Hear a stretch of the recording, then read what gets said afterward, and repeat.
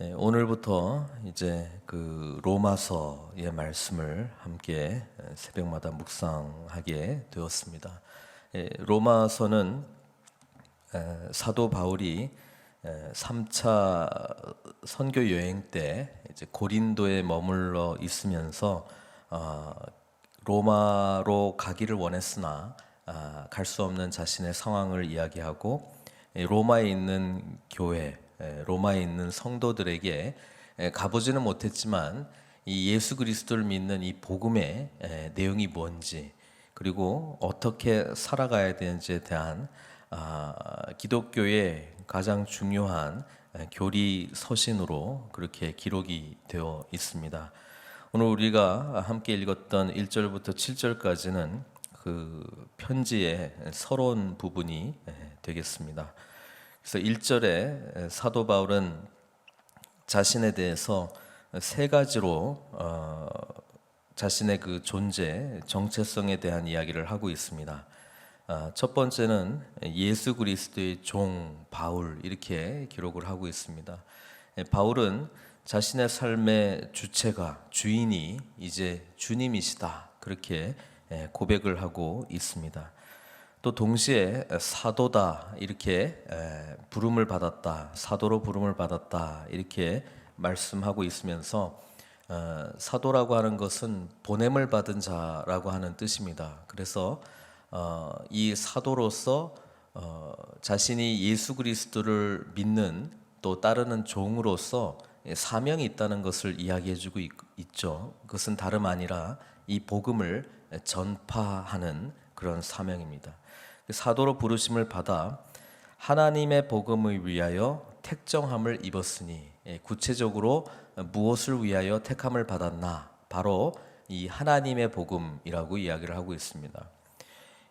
이 하나님의 복음이라고 하는 이 표현 속에는 이 복음의 주체는 하나님께로부터만 온 것이다, 절대로 인간이 만들었다거나 조작했다거나 하는 것이 아니고 주체는 하나님께서 주신 기쁜 소식이다, 그렇게 자신의 정체성에 대해서 이야기를 하고 있습니다.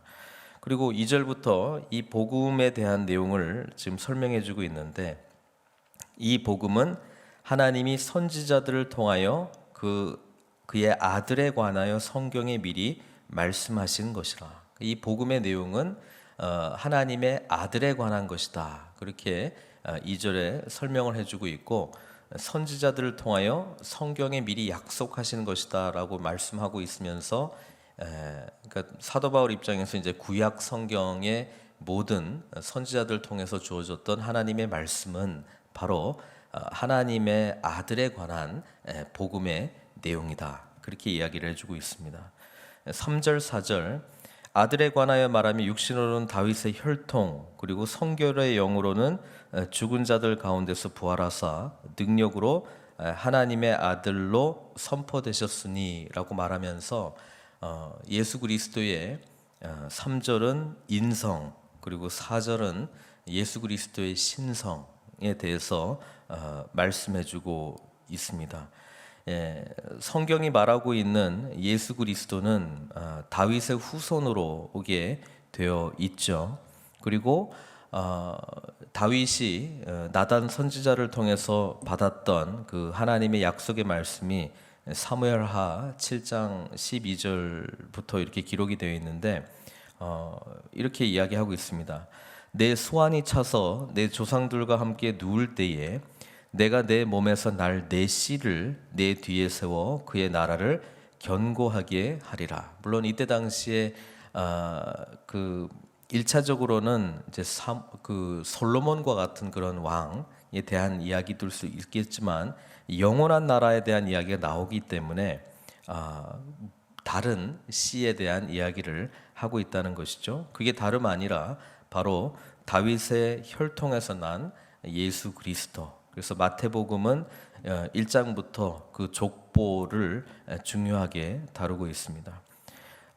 나단 선지자의 예언의 말씀 계속해서 말씀드리자면, 그는, 그 메시아는 내 이름을 위하여 집을 건축할 것이요 나는 그의 나라 왕위를 영원히 견고하게 하리라 이렇게 이야기를 하고 있습니다. 그러니까 그 다윗의 혈통이 이제 성결의 영, 그러니까 하나님께로부터 온 신성에 대한 이야기를 하고 있는데 죽은 자들 가운데서 부활하사 능력으로 하나님의 아들로 선포되셨다. 그게 바로 누구냐? 우리 주 예수 그리스도라고 하는 것이죠. 바로 이 주 예수 그리스도라고 하는 그 이름에 이 주님이 누구신가에 대한 모든 것이 다 담겨져 있죠. 주, 그때 당시에 황제가 주다라고 하는 그런 표현이 널리 로마 시대에 퍼져 있었습니다. 그러나 바울은 황제가 주가 아니라 바로 이 예수가 주이시다라고 하는 그런 선포를 하고 있었다는 것이고, 또 예수님에 관한 이름의 뜻이 마태복음 1장에 나와 있지 않습니까? 아들을 낳으리니 이름을 예수라 하라. 이는 그가 자기 백성을 그들의 죄에서 구원할 자이심이라. 그러니까 예수님의 뜻은 구원자라고 하는 것이죠. 그리고 그리스도, 메시아, 기름 부음을 받은 하나님의 종이라고 하나님의 그 기름 부음 받은 자라고 하는 것을 이야기해주고 있고, 이것은 바로 유대인들에게는 이사야서 61장에 그 기름 부음 받은 자를 통하여 어떠한 일이 일어날 것인가에 대한 말씀을 분명하게 해주고 있죠. 이사야 61장 1절, 주 예수 여호와의 영이 내게 내리셨으니 이는 여호와께서 내게 기름을 부으사 가난한 자에게 아름다운 소식을 전하게 하려 하심이라. 그러니까 바로 복음으로서 그 증거하기 위하여 오신 메시아라고 하는 것인데, 예수 그리스도가 바로 그 복음이라고 하는 것이죠. 그리고 그리스도라고 하는 그 이름 속에 이미 하나님께서 기름 부어 세우신 그분의 참된 메시아가 바로 주님이시다. 그러니까 그게 바로 주 예수 그리스도라고 하는 이 고백 속에 다 담겨져 있다고 하는 것입니다. 사도 바울은 이어서 자기가 받은 이 직분에 대해서 설명을 해주고 있습니다. 5절에 그로 말미암아 우리가 은혜와 사도의 직분을 받아, 이렇게 이야기를 하고 있습니다. 바울이 자기가 가지고 있었던 이 사도라고 하는 직분에 대한 이해 중에 은혜라고 하는 단어와 함께 연결해서 설명을 해주고 있습니다. 바울은 예수 믿기 전에는 예수 믿는 자들을 핍박했던, 폭행했던, 또 그 죽음까지도 몰아가는데 인정했던 그런 사람이었습니다. 그러나 전적인 하나님의 은혜로 자기가 이 복음의 비밀을 깨닫게 되었고 사도의 직분을 받게 되었다라고 하는 것입니다. 그래서 은혜로 받은 직분이기 때문에 은혜에 대한 반응으로서 이 직분을 감당한다는 것입니다. 이것은 모든 교회의 어떤 직분을 받은 자가 가지고 있어야 될 근본적인 마음의 자세시죠. 은혜라고 하는 것은 자격 없는 자가 무한한 사랑과 그런 놀라운 것들을 받은 것 아닙니까? 그러니까 그것에 대해서 우리가 반응할 때 우리는 어떠한 공로를 이루기 위하여 또 무슨 자격이 되었기 때문에 내가 이 직분을 받았다라고 하는 개념은 사실은 없는 것입니다. 그래서 은혜에 대한 반응으로서 이 직분을 감당하는 자가 온전히 그 직분을 감당할 수 있다는 것이죠. 바울은 그것을 분명하게 말하고 있습니다. 우리가 은혜와 사도의 직분을 받아 그의 이름을 위하여, 그렇죠? 때로는 직분을 받은 열심히 우리가 무엇을 위하여 하는지 그 목적어를 잃어버릴 가능성이 많이 있습니다.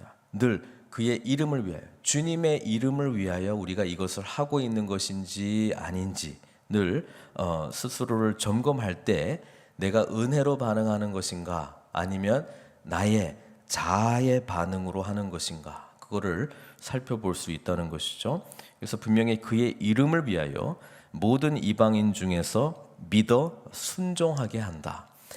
바울이 자기가 가지고 있었던 이 직분, 믿어 순종하게 한다라고 했을 때에 원어는 믿음의 순종이라고 하는 단어로 되어 있습니다. 근데 NIV가 이거를 잘 풀이해 놓은 것 같아요. Obedience that comes from faith. 그러니까 믿음으로부터 나오는 순종이라고 하는 것이죠. 이 순종 역시 어디서 그 순종이라고 하는 이 태도와 반응이 나오는 것인가? 그건 바로 예수 그리스도를 온전히 믿는 믿음에서 나오는 것이고, 은혜에 대한 반응으로서 순종한다라고 하는 것입니다. 우리가 은혜가 사라져 갈 때 때로는 이 순종의 모습이 체면 때문에 하는 것도 있고, 내가 그래도 목사인데, 내가 그래도 장로인데, 내가 그래도 교회 직분을 맡은 사람인데, 어떤 그런 자리 때문에 하는 경우가 많이 있는데, 뭐 그렇게 해서라도 뭐 순종하면은 좋을 수도 있습니다만은, 하나님 원하시는 것은 믿음에 근거하고 뭐예요? 그 믿음 가운데 하나님의 은혜가 철철 흘러 넘칠 때에 그 은혜에 대한 반응으로서 우리가 순종할 때, 그게 온전한 순종이라고 하는 것입니다. 그것을 이루기 위하여 뭡니까? 바울이 사도의 직분을 받아서 예수 그리스도의 이름을 위하여 모든 이방인 중에서 뭡니까? 믿어 순종하게 한다라고 하는 그 직무를 맡게 되었다. 그렇게 고백을 하고 있습니다. 그러면서 지금 편지를 보내고 있는 로마 교회의 성도들에 대해서 세 가지로 지금 표현을 하면서 편지를 쓰고 있습니다. 6절에 첫 번째가 뭐냐면, 너희도 그들 중에서 예수 그리스도의 것으로 부르심을 받은 자다. 이 로마 교회 성도들을 지칭할 때 사도 바울은 이렇게 이야기합니다. 나도 부름 받은 사람들이지만 너희 또한 그리스도의 것으로 부름 받았다. 그러니까 그리스도의 소유로 부름 받았다는 것이죠. 이것이 우리가 예수 믿는 자로서 가지고 있어야 될 하나의 중요한 정체성입니다. 나는 주님의 것이다. 주님께서 나를 소유하신다. 그 개념이 바로 그리스도의 종이라고 하는 개념이죠. 소유권이, 주체권이 나에게, 소유권이 주님께 있다는 것은 이 주체권이 나에게 있다는 것이 아닙니다. 그렇죠? 그러니까 나는 주님의 것입니다. 이 믿음이 우리 가운데 있어야 된다는 것이고, 그 고백이 예수님은 주님이시다. 그렇죠?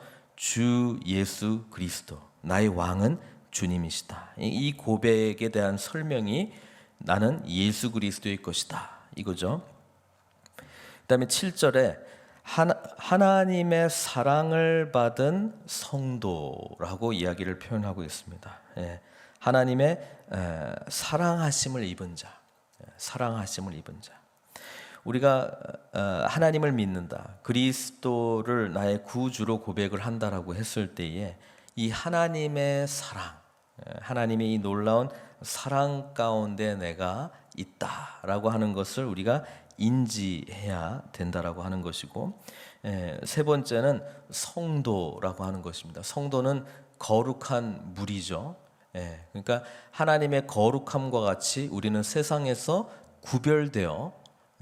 구별된 하나님의 모습이 우리 가운데 나타나는 그런 무리, 그게 바로 성도라고 하는 것이죠.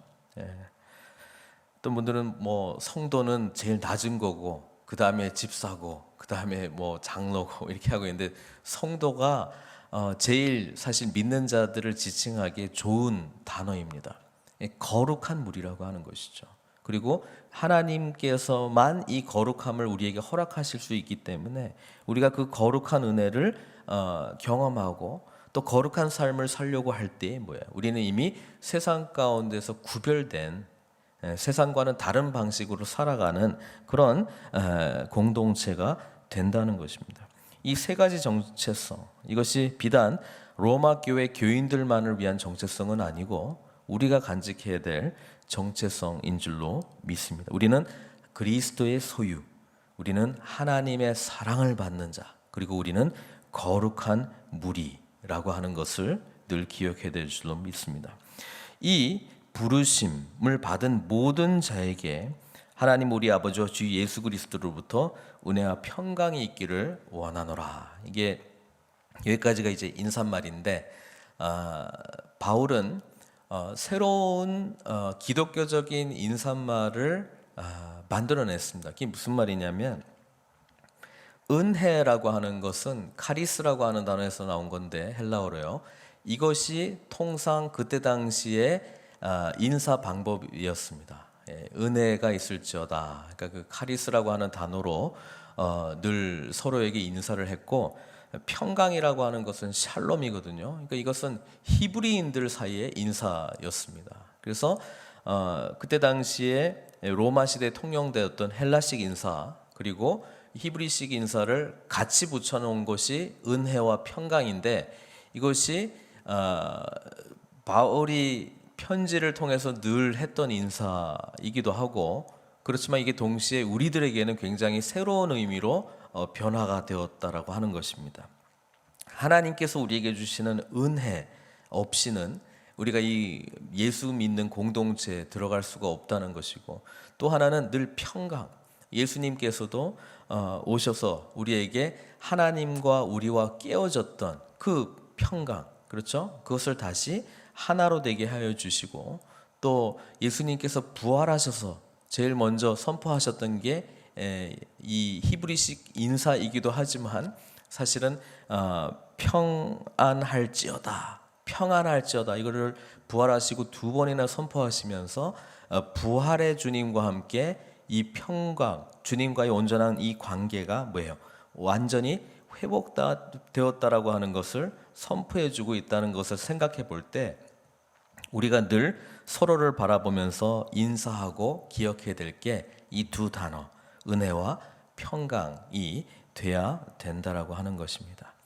이제 로마서 서론 부분, 인사 부분을 우리가 함께 살펴봤는데, 로마서는 굉장히 좀 자세하게 봐야 됩니다. 왜냐하면 바울이 적었던 이 로마서는 한 절 한 절에 굉장히 그 심오한 의미들이 많이 담겨져 있고, 이 편지를 한 번도 찾아가 보지 않은 로마 성도들을 생각할 때 바울은 이 복음, 예수 그리스도를 믿는 것이 무엇인가에 대한 완전히 그 핵심을 전하고자 하는 그런 그 간절한 소망이 있었다라고 하는 것입니다. 그래서 오늘 서론 부분에서 우리는 사도 바울이 자기 자신을 뭐라고 이야기했는지, 또 복음이 어떤 것인지, 또 로마 성도들을 지칭하는 이 표현들을 통하여 바로 우리가 이런 사람들이다, 우리가 하나님의 은혜를 받았고 그로 말미암아 우리의 입술의 고백 속에 주 예수 그리스도를 고백함으로 말미암아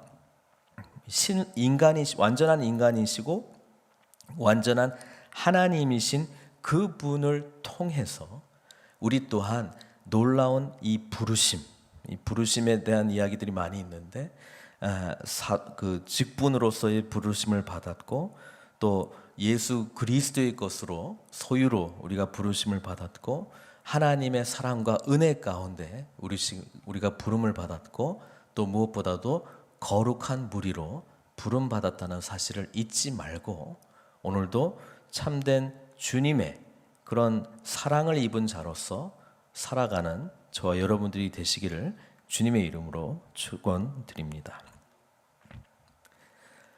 사랑의 하나님, 오늘부터 이제 기독교 교리 서신인 로마서를 함께 살펴보게 됩니다. 사도 바울이 하나님의 의 그리고 복음의 이 귀중한 내용을 이 편지를 통해서 전달해 나아갔듯이, 우리 또한 이 복음의 온전한 비밀을 깨닫고 이 복음을 받은 하나님의 사랑을 입은 자로 살아가는 하나님의 거룩한 성도로서 저희들을 불러주신 그 은혜에 감격하며 나아가기를 간절히 원합니다. 성령께서 우리의 마음을 주장하여 주시고, 오늘 사도 바울이 자기 자신에게 지칭했던 그 모든 종, 또 사도, 또 이 복음을 위하여 택정을 한번 입은 자라고 하는 그 사명이 우리의 사명이 또한 되게 하여 주시고, 로마 교인들에게 지칭했던 우리 하나님의 소유, 예수 그리스도의 소유, 그리고 하나님의 사랑을 입은 자, 그리고 무엇보다도 거룩한 무리로서의 그런 정체성을 온전히 인식하고 살아가는 저희들 될 수 있도록 인도하여 주시옵소서. 주 예수 그리스도, 이것이 우리의 진실한 고백인 줄로 믿습니다. 이 고백에 걸맞는 삶을 살기 위하여 끊임없이 하나님의 은혜를 베풀어 주시옵소서. 감사드리옵고 예수님의 귀하신 이름으로 기도드리옵나이다.